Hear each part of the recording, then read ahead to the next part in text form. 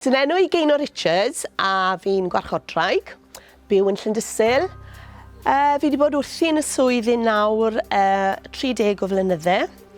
Fi wedi bod yn edrych ar ôl 45 o blant, a mae fe wedi bod yn profiadau rhagorol. Fi wedi joio a mae fe wedi bod yn amser hapus.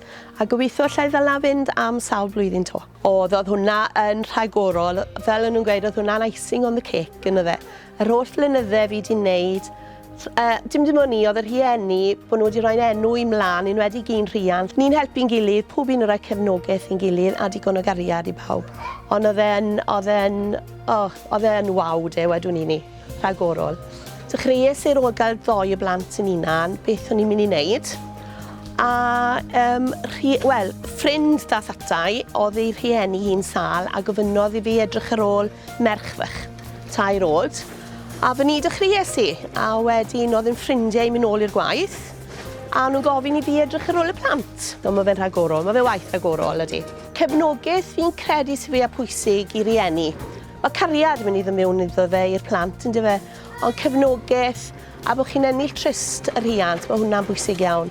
A fi'n credu edrych yn ôl ar y 30 o flynyddau fi wedi bod yn gweithio. Hwnna sydd wedi gweithio cefnogaeth i bob rhiant.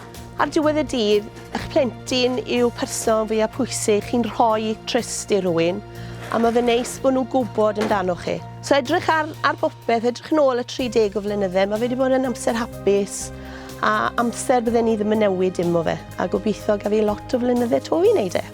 So na, neis iawn, mae rai gweud. Mae fe'n waith da, mae fe'n arian da, ond mae rhaid i chi weithio, mae fe'n gweithio 2 ffordd. Mae rhaid i chi roi'r gefnogaeth nôl i'r gefnogaeth i chi'n cael gyda'r plant. A trist, a wedyn, trystwch, mae rhaid nhw drysto chi a gymuned gariad. Mae rhaid chi roi gymuned gariad i'r plant.